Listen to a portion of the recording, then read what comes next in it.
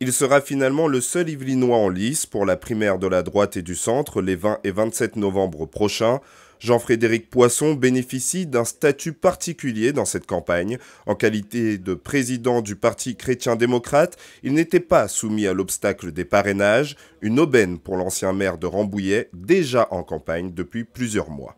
Une nécessité dans la mesure où je n'ai pas trouvé de candidat qui défende une vision proche de la mienne. Si ce candidat s'était présenté, je l'aurais soutenu.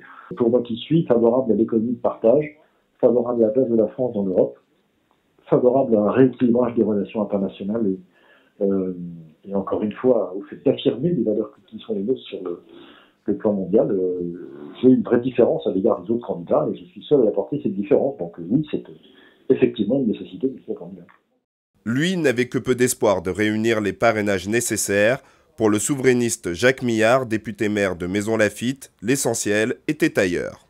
Pour faire un candidat à la présidence de la République, ou même un président de la République, on ne se lève pas le matin, je dirais 6 mois avant, en disant je vais y aller. Tout ça, ça ne tient pas la route.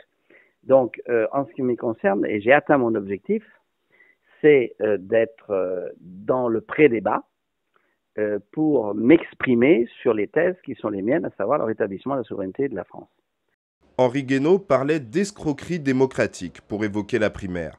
L'ancienne plume de Nicolas Sarkozy a échoué lui aussi à rassembler les parrainages suffisants sur sa candidature et a donc décidé de se présenter seul à l'élection présidentielle. Le député de la 3e circonscription des Yvelines, qui n'a pas donné suite à nos demandes d'interview, devra désormais relever un autre challenge, obtenir le soutien de 500 élus locaux pour espérer devenir président de la République.